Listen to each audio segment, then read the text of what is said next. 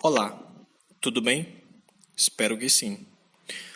Este vídeo é o primeiro de uma série de 4 vídeos aos quais iremos tratar de um dos mais importantes eventos da história da humanidade. Estamos falando da Revolução Francesa de 1789. Vamos trabalhar o que levou, como aconteceu e quais as consequências da Revolução Francesa. Para começar, temos que salientar que a Revolução Francesa está ligada ao ideal iluminista. São a série de revoluções que vão acontecendo no mundo, nos Estados Unidos, na Inglaterra e também na França, que é tratada a Revolução Francesa como um grande marco na história, principalmente porque tem muitos historiadores que consideram que a Revolução Francesa é um grande marco na história. Porque muitos consideram que a Revolução Francesa é um divisor de águas. Porque é ela que separa a história moderna da história contemporânea, a Idade Moderna da Idade Contemporânea. Estamos hoje na Idade Contemporânea, obviamente. E tem muitos estudiosos que falam que isso se deve à Revolução Francesa e, consequentemente, isso se deve ao ideal iluminista que estava presente nesta revolução. Mas por que estamos falando isso? Isso é importante sabermos. Por que é um divisor de águas? Por que a Revolução Francesa tem este compromisso? Por que ela tem este status? Principalmente porque é na Revolução Francesa que a gente vai ter a queda de um dos mais fortes reis da história, que vai ser o Luís XVI. E ele representa a monarquia absolutista francesa, que é muito histórica, né? Que nós temos aí, como talvez o maior de todos, o Rei Sol, Luís XIV, que era o avô do Luís XVI. E a partir da queda do Luís XVI, outros países começam a aderir a isto, né? Começam a aderir à queda dos reis também. E o mundo começa a se transformar significativamente politicamente, principalmente na Europa. Então a gente começa a pensar numa nova forma de governo que não seja necessariamente uma monarquia absolutista. E aí você pode ter monarquias parlamentares, né? Assim como a Inglaterra já tinha, mas principalmente repúblicas, né? Então nós estamos falando aqui, percebam, agora estamos falando de representações diferentes de poder. E isto tudo a gente deve à Revolução Francesa. Por isto que ela é muito importante. Mas não só isso. A gente vai vendo aqui no decorrer, no caminhar do passar do tempo, o que mais este grande evento representa. Primeiramente, a gente tem que saber sobre o contexto, o pré-contexto, os antecedentes dessa revolução. Contextualmente falando, a França, em 1789, ela estava passando por uma crise gigantesca, né, que era uma crise agrária, que foi gerada principalmente pela estiagem, a seca, né, a população vivia ali muito da sua agricultura, né? Então a população vivia muito à base da alimentação, né? Do pão, não especificamente do pão, a gente pode trabalhar a ideia do trigo, né? E na França a França estava passando por muitas dificuldades por conta dessa estiagem, né? Por conta desses invernos rigorosos, dessas secas gigantescas. E aí a população ela estava sofrendo muito com isso, né?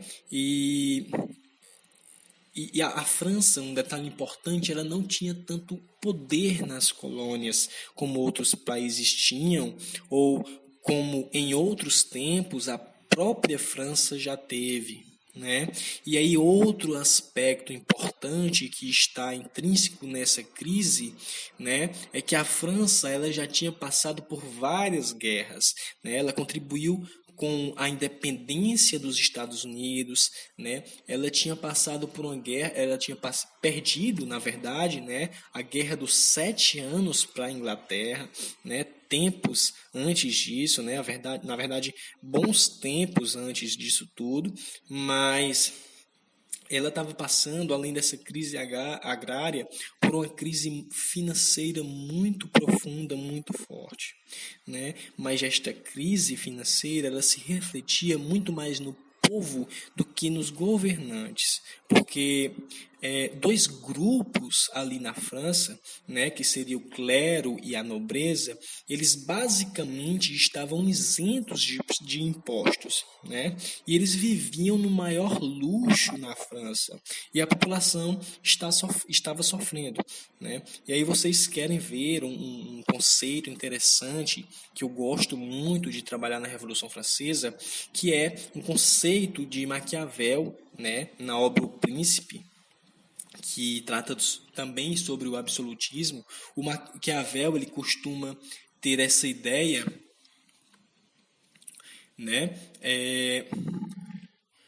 O, o governante é melhor que as pessoas tenham medo do que elas, porque elas vão respeitar, né?